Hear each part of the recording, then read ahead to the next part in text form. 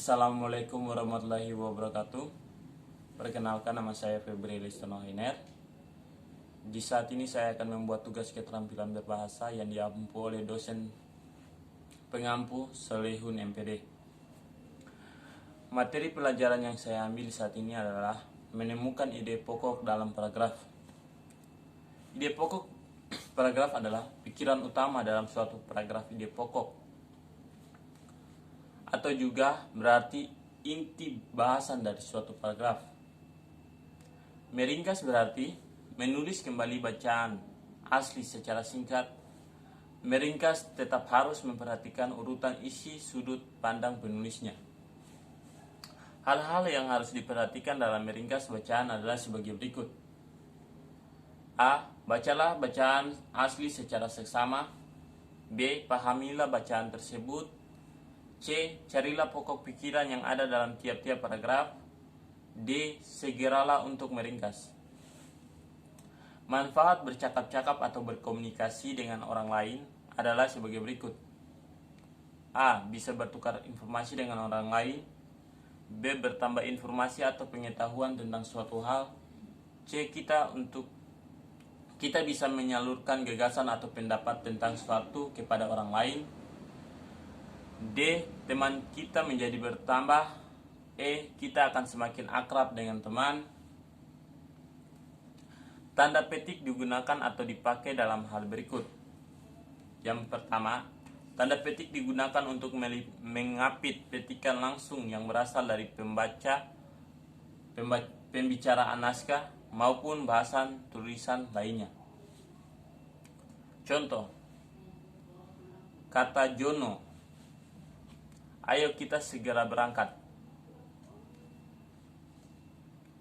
Yang berikut, B. Tanda petik digunakan untuk mengapit judul syair, karangan, atau bab dalam buku yang dipakai dalam kalimat. Yang berikut, tanda petik digunakan untuk mengapit istilah ilmiah yang kurang dikenal atau kata yang mempunyai arti khusus. Cara menulis surat pribadi dan petunjuk penggunaan alat. Hal-hal yang harus diperhatikan dalam menulis surat pribadi adalah: yang pertama, mencantumkan nama dan alamat pengirim. Yang kedua, mencantumkan nama dan alamat tujuan. Yang ketiga, isi surat tidak sulit untuk dipahami. Yang keempat, isi surat bisa berisi tentang pengalaman atau cita-cita. Yang kelima, surat ditulis dengan menggunakan ejaan yang benar. Hal-hal yang harus diungkapkan dalam penjelasan kembali simbol daerah atau lambang korps adalah: yang pertama, terdiri atas gambar apa saja simbol atau lambang tersebut. Yang kedua, apa arti atau makna gambar tersebut. Yang ketiga, apa makna secara keseluruhan simbol atau lambang tersebut. Gambar dalam simbol, wilayah atau lambang korps harus memiliki kesesuaian dengan makna yang diharapkan. Ketika kita membaca kamus atau ensiklopedia, teknik membaca yang tepat yang kita gunakan adalah teknik membaca meminda. Kata atau istilah dalam kamus atau ensiklopedia disusun berdasarkan urutan abjad. Dalam melakukan kegiatan menjelaskan kembali petunjuk penggunaan suatu alat secara lisan, hal yang harus dikuasai terlebih dahulu adalah pemahaman terhadap petunjuk kembali penggunaan tersebut. Materi yang berikut: cara menemukan ide pokok teks yang panjang. Tujuan membaca sekilas adalah untuk mendapatkan pokok-pokok pikiran yang terdapat dalam bacaan atau tiap-tiap paragraf secara tepat. Agar kita lancar dalam menceritakan bacaan yang kita baca, maka kita harus terlebih dahulu mengetahui pikiran pokok tiap-tiap paragraf. Cara melengkapi percakapan adalah dengan memperhatikan masalah atau hal yang sedang dibicarakan.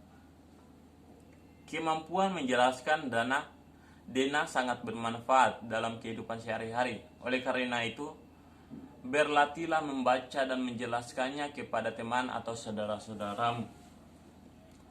Cara melengkapi paragraf atau cerita yang masih rumpung adalah dengan memperhatikan masalah atau hal yang ada dalam cerita.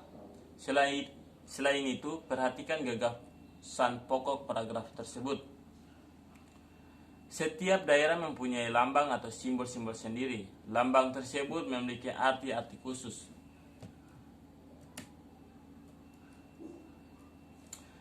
Cara menulis petunjuk dan cara melakukan suatu petunjuk. Dalam mempraktikkan petunjuk, pemakaian suatu alat terlebih dahulu harus kita lakukan adalah memahami petunjuk tersebut. Melalui petunjuk pemakaian suatu alat, kita akan mengetahui sesuatu yang akan dilakukan diri kita untuk orang lain. Yang berikut, setelah kita memahami dan memperhatikan petunjuk pemakaian suatu alat, langkah selanjutnya adalah menjelaskannya secara lisan kepada orang lain. Yang berikut, bahasa yang benar dan meliputi hal-hal berikut. Menggunakan bahasa Indonesia dan menghindari penggunaan bahasa daerah. Mengurangi penggunaan bahasa asing. Menggunakan kalimat yang padat dan tidak berbelit-belit. Menggunakan pilihan kata yang mudah dipahami. Bahasa yang baik dan benar meliputi hal-hal berikut. Dalam membuat penjelasan tentang cara membuat sesuatu, hendaknya dilengkapi dengan gambar atau ilustrasi. Dalam membuat sebuah dena, hendaknya melengkapi dengan arah mata angin dan tidak menggunakan ukuran sketsa.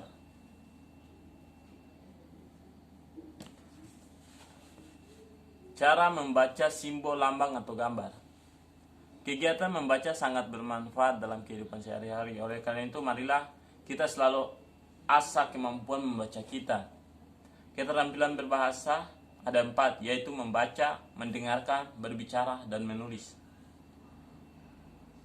Kita harus berusaha selalu berbicara dengan bahasa yang santun. Setiap lambang atau simbol yang mempunyai makna yang terkandung di dalamnya.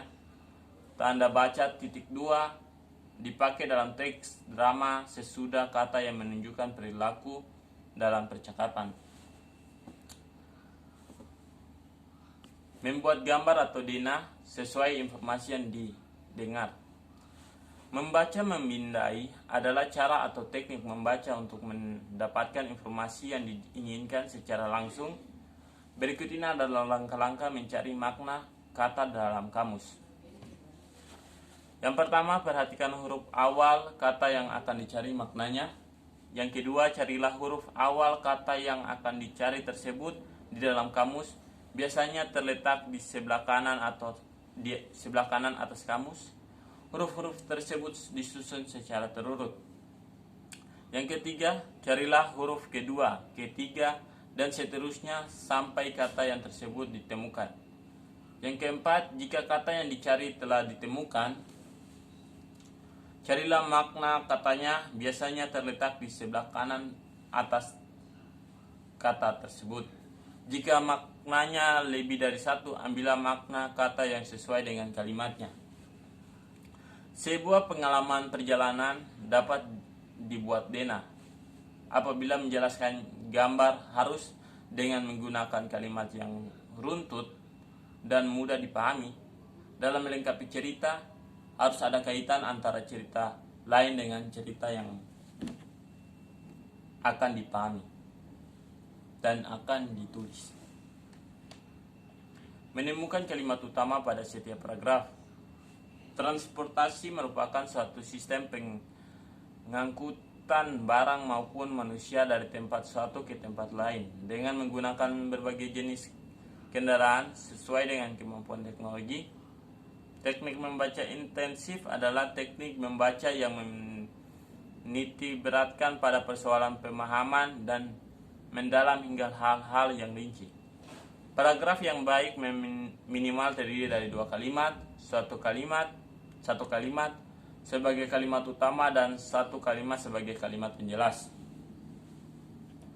Kalimat utama merupakan kalimat inti dari suatu paragraf. Kalimat utama bisa berada pada awal paragraf, akhir paragraf, maupun awal dan akhir paragraf.